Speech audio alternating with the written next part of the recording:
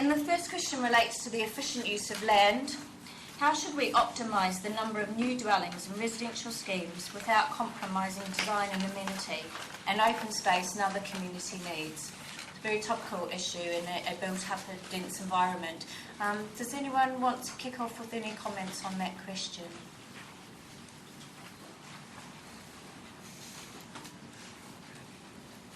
Well, I'd make one comment. It's almost impossible to deal with the population growth over the next 60 years within the confines of the GSA.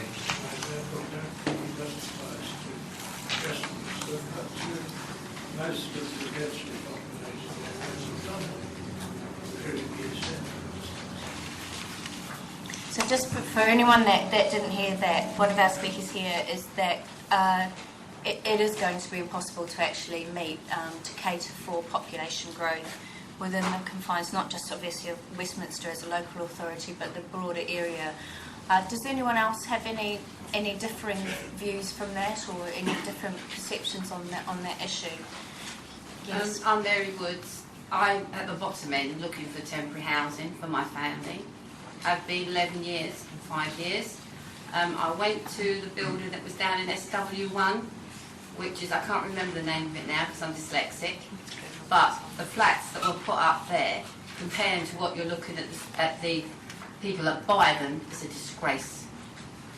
All you can see on the new development is window, windows, windows, and when you come to where you want to put us, the social housing, we've got no windows. There's no air, and I spoke to an elderly lady coming out there the other day, because I knew I was going to come here. In that heat, they actually nearly baked. It's the developer that I've seen in the last, must be a couple of years, because everybody's looking for a window.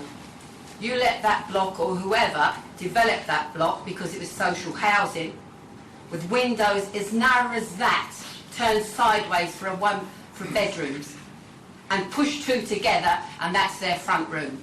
It is a disgrace. And whoever's here tonight, please think of the poor people of this London who serves you in cafes, who cleans your stairs, right? And their carers, they go shopping and all the rest of it for the elderly of this borough. To me, it's a disgrace, and that's why I'm here tonight. So you're saying that obviously there's clearly a huge discrepancy, obviously, between what people are asked to live in terms of market and what people are asked to live in terms of the affordable housing.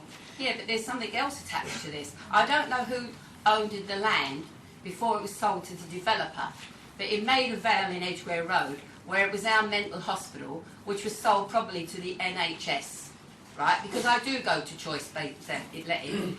And again, the social people are shoved at the back of the buildings. What are we, Victoria? Times that we want to drink gin and not think where we're going to live? So you're saying as well that there needs to be some proper standards that apply across the board to make an acceptable and healthy living environment regardless of what the tenure is? Yes, and I know, because my granddaughter lives in W9, the north end of the borough. I'm born there, 69 years, and I'm starting to see the difference coming this end, what's that end, and what's over SW1. Yes, sir. Yes, I didn't say. Sorry. I thought you said me. Yes, sorry. I will take the gentleman first and you second. My name is Tom Ward. I live in Churchill Gardens. My experience is as an architect, planner, and urban designer, and I spent a lot of time in public housing.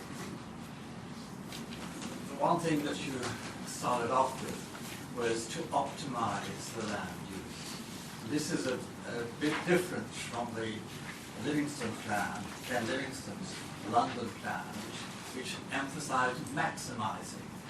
And that was totally wrong in terms of the previous speaker, because what we've had in the last probably 11 years or more is disregard of actual standards of accommodation, disregard of facilities around the design of the accommodation. I would like to remind Westminster that Churchill Gardens, as a council development, as a competition set by the town clerk of Westminster. He set the conditions. The space standards of all of the dwellings built at that time and to those requirements were of a very satisfactory standard for that time. And the name of the town clerk who set the conditions and for which Westminster should be proud was Parker Morris. And the Parker Morris standards became the standards that were accepted by the government a few years after Churchill Gardens was built. We had a Tory regime which then said, market forces, forget Parker Morris, forget standards, until we get back to actually having regulatory standards, space standards, accommodation standards, not just Parker Morris as is being proposed by various government organisations at the moment, but it has to be Parker Morris plus.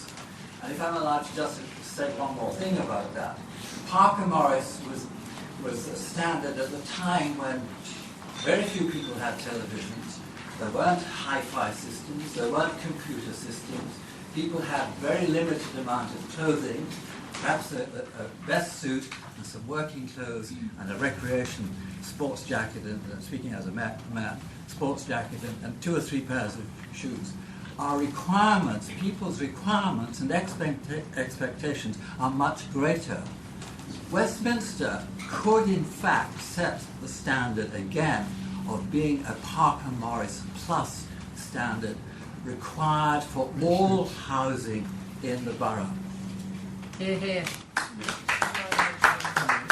As an architect, born in 1923 in London, and was older than our friend here, I totally endorse his view, with the exception of how do you get it down to a price people can afford. That is the one question I would put to anyone, including our revered president of the RIBA, who's just come up with the same sort of proposal. The pricing of accommodation has been so distorted by the fact that for year on year on year, probably for 20 or 30 years, there has been no attempt to meet the actual need of housing provision. In the days when I was involved particularly, and we had a Labour government under Wilson, recognising the great need for housing, set up something which is called Housing Building Authority. I haven't quite got that right. But Wilson's government recognised that the need was for 500,000 dwellings a year. That's an enormous. The government then set in process the whole mechanisms for assessing the methods and requirements to meet that need. In the last year, I think we built in total probably 120,000. That was buildings, the housing units, both private and public sector. That was the total output. And that was in a situation when, for years, the shortfall had been ever increasing.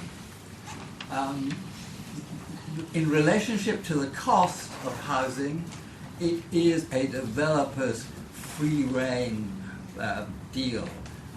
And he can charge whatever he likes. And we've heard time and time again, well, it's the market that dictates. It isn't the market that dictates, it's the shortage of supply to meet the need.